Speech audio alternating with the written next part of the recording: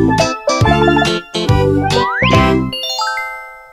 very famous dish named Plov, or Pilaf, is the Middle Eastern equivalent of the Italian risotto. But of course, like in all of Uzbekistan, there is a strong emphasis on lamb. Boil the onions. Third time.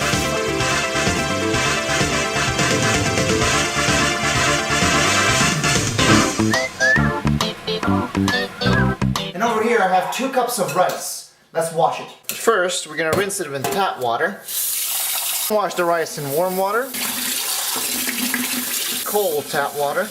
And if you know me very well, the one thing I just cannot stand the most is the chlorine filtered water.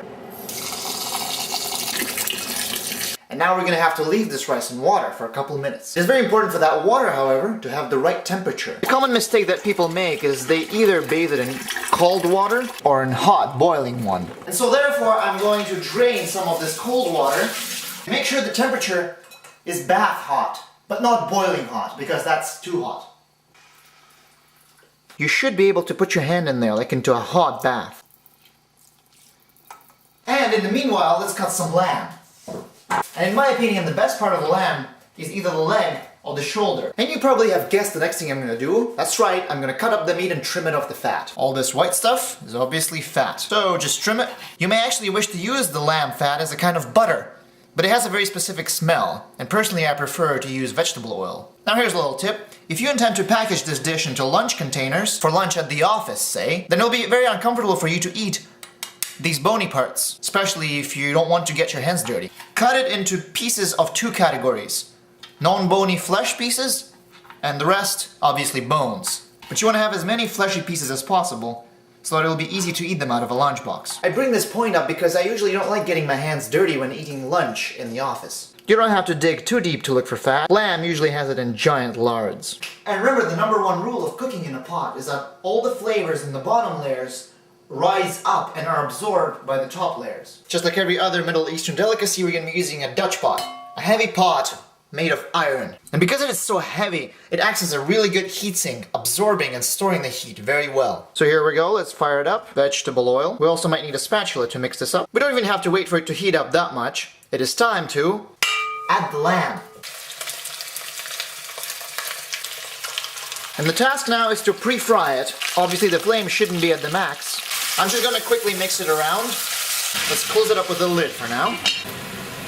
Small onion. Cut off into semi-rings. Let's use a cloth because it's too hot now. And add the onions. There, that's just perfect. Ah, amazing smell. So again, let it saute. Let's quickly prepare a couple carrots. Boiling seems to be too intense. Let's lower the flame a bit. Then go on a diagonal. Or you may choose to cut it into long strips.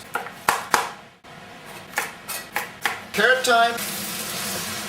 As you can see, it greatly increased in volume. And also it's much more heavy because it absorbed all the water. Read the rice off the water. In a minute, get a handful of raisin. It will play an important role in balancing out the taste. Standard ratio is 2 cups of rice and 3 cups of hot water.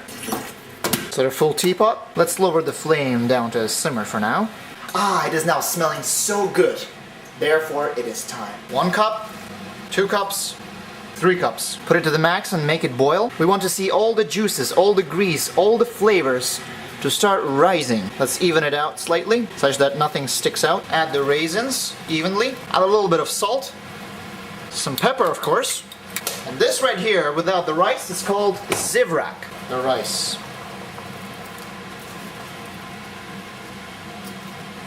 Do not touch it. Just gently even it out, such that all the flavors cover it evenly. Avoid mixing at all costs. We must make it boil as quickly as possible. You can even cover it with a lid. Wait a few seconds. Good.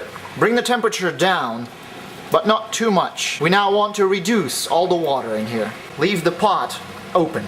The entire process here should take about 15 or 20 minutes. Once again, do not mix anything and leave the pot open. Aha!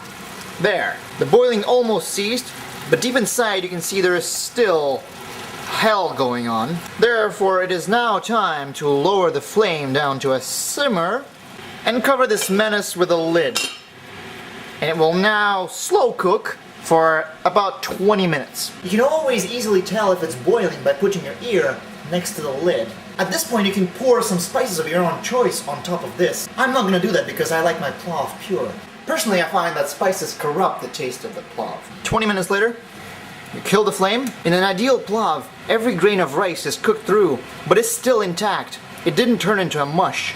And every grain of rice is completely, perfectly bathed in the flavors of lamb, onion, and carrot. I'll mix very carefully.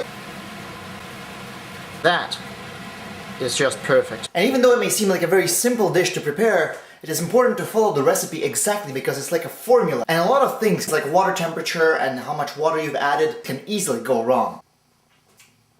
Would I ever choose the best risotto over this plov? Not for the life of me. Yes, yummy plov.